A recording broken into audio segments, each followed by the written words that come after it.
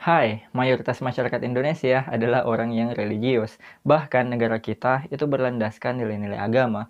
Dari kecil, kita sudah diajarkan konsep agama oleh orang tua kita, bahkan sebelum kita mampu membaca dan menulis, apalagi berpikir rasional dan independen. Maka dari itu, jika kita dibesarkan di keluarga yang religius, maka kemungkinan besar kita akan tumbuh dan menjadi dewasa sebagai orang yang religius. Kemudian, mewarisi sifat religius ini ke generasi selanjutnya. Mungkin saja ini salah satu alasan mengapa agama itu bisa sangat kuat dan populer, bahkan banyak orang yang rela mati demi membela agama yang mereka anggap benar. Padahal belum tentu agama yang mereka anut itu benar, karena sejujurnya banyak klaim-klaim dari agama yang bertolak belakang dengan realitas.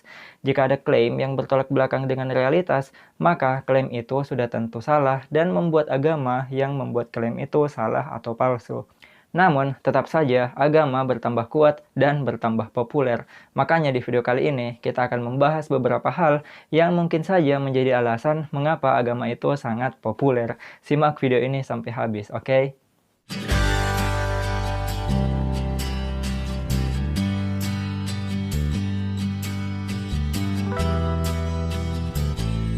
Alasan pertama yang membuat agama itu sangat kuat dan populer adalah karena agama mempunyai jawaban atas semua pertanyaan.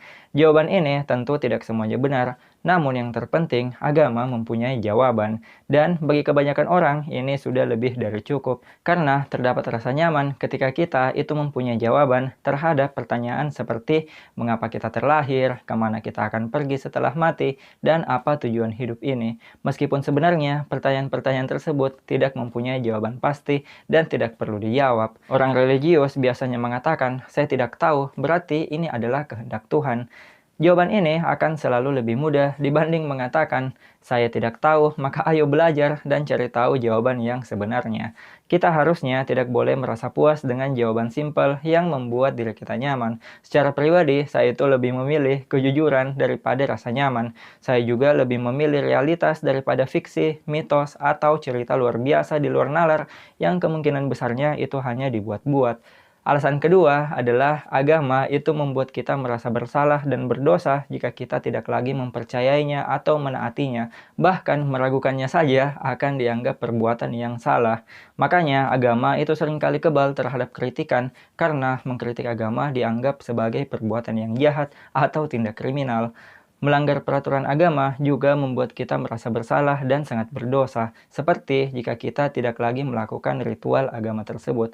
Agama membuat kita merasa bersalah karena melanggar aturan yang sebenarnya tidak berbahaya sama sekali dan tidak masuk akal. Meragukan suatu hal itu bukanlah hal yang buruk. Mengkritisasi sesuatu juga bukan perbuatan kriminal jika dilakukan dengan cara yang tepat. Karena tidak ada hal yang harusnya kebal terhadap kritikan. Semua cabang ilmu, semua ideologi, semua agama harusnya terbuka terhadap kritikan. Tidak melakukan ritual agama bukan berarti kita itu orang jahat. Baik atau buruknya seseorang tidak ditentukan oleh agama yang mereka anut, namun ditentukan oleh perilaku keseharian dan bagaimana kita memperlakukan orang lain. Alasan ketiga adalah agama itu membuat kita merasa spesial. Semua orang pasti ingin menjadi spesial, apalagi menjadi orang spesial sebagai pilihan Tuhan. Kita pasti merasa nyaman dan spesial jika mengetahui bahwa Tuhan menciptakan kita dengan bentuk yang sempurna. Tuhan selalu menjaga dan mengawasi kita, bahkan akan menghadiahkan surga di akhirat nanti. Ide bahwa kamu itu sangat spesial dan begitupun miliaran orang lain membuat semangat beragama itu meningkat. Mempercayai hal tersebut ketika masih anak-anak memang mempunyai manfaat. Namun ketika kita sudah dewasa, kita menyadari jika semua orang spesial, maka sebenarnya tidak ada yang spesial. Alasan keempat adalah agama membuat manusia menjadi berkelompok-kelompok. Kebanyakan orang beragama mempunyai mental kita versus mereka. Kita yang benar dan mereka yang salah. Kita akan masuk surga, mereka akan masuk neraka. Tuhan mencintai kita, namun mereka adalah musuh Tuhan. Salah satu sifat alami manusia sebagai binatang sosial adalah keinginan untuk diterima dan menjadi bagian dalam sebuah komunitas atau kelompok masyarakat. Pada kehidupan awal manusia, hal ini sebenarnya sangat bermanfaat karena dengan hidup dalam kelompok, kita itu lebih mudah bertahan hidup. Namun sekarang hal tersebut dapat menimbulkan dampak negatif karena banyak orang yang percaya bahwa hanya kelompoknya lah yang benar dan semua orang yang berada di luar kelompoknya harus diajak bergabung dan ketika mereka menolak, maka harus diperangi. Dan alasan kelima adalah agama itu membuat moralitas terlihat sangat sederhana. Tidak bisa dipungkiri bahwa kita semua mau menjadi orang yang baik, namun tidak semua mempunyai cara yang sama bagaimana menjadi baik. Agama membuat hal ini sangat sederhana dengan mengatakan, ikuti aturan agama kami, maka kalian otomatis menjadi orang baik. Hal ini tentunya sangat gampang dan sederhana, tidak perlu pemikiran kritis atau kecerdasan yang tinggi untuk melakukannya. Tapi sayangnya, moralitas tidaklah sesederhana itu, karena moralitas tidak bersifat absolut, justru bersifat fluid, fleksibel, dan subjektif. Standar moral manusia itu selalu berubah-ubah sesuai zaman. Ada zaman di mana perbudakan itu dianggap normal dan hal yang sangat wajar, bahkan tidak dilarang dan diperbolehkan oleh agama. Namun sekarang, karena adanya konsep hak asasi manusia, maka perbudakan itu dihapus. Jika kita hanya berpatokan pada moralitas yang ada pada agama, maka sekarang mungkin sebagian dari kita menjadi budak orang lain.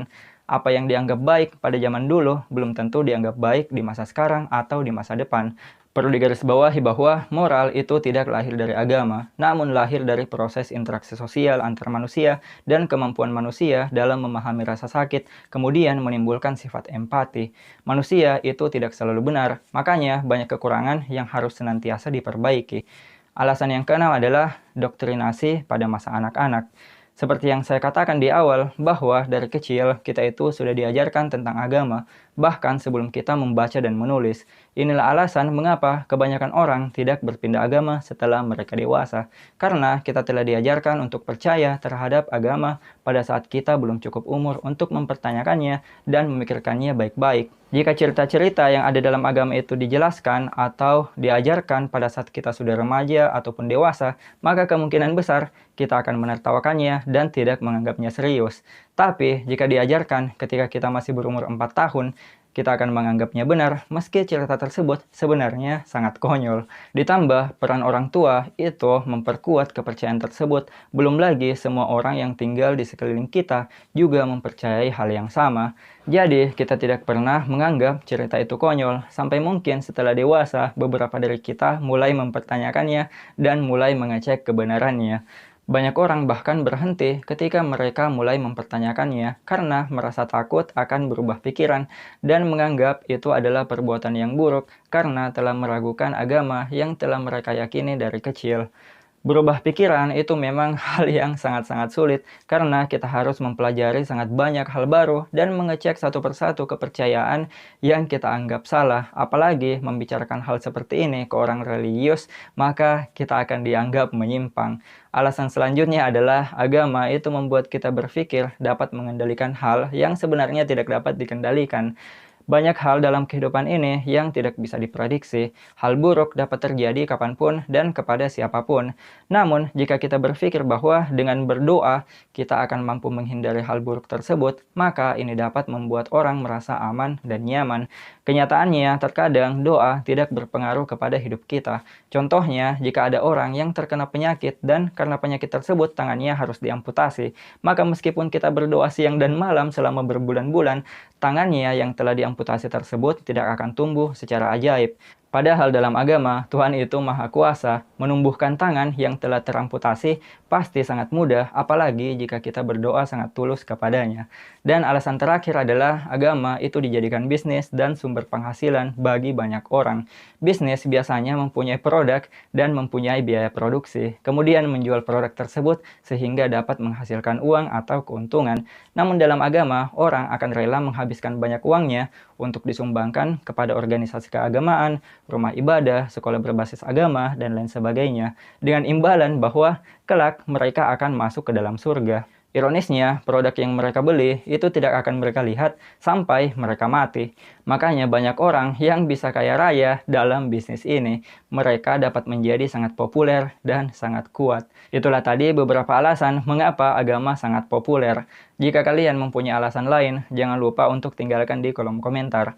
Tujuan dari video ini bukan untuk menjatuhkan pihak-pihak tertentu, namun sebagai bahan berpikir bagi kita semua. Cukup sekian dulu yang bisa saya sampaikan, semoga bermanfaat. Dan jika kalian mempunyai pertanyaan ataupun komentar, jangan lupa untuk tinggalkan di kolom komentar. Jangan lupa pula untuk tekan tombol subscribe-nya, nyalakan loncengnya, agar kalian tidak ketinggalan informasi-informasi menarik lainnya. Dan ingat teman-teman, tetaplah belajar, karena sains itu indah, menyenangkan, dan mudah dipahami. See you again next time. Bye-bye.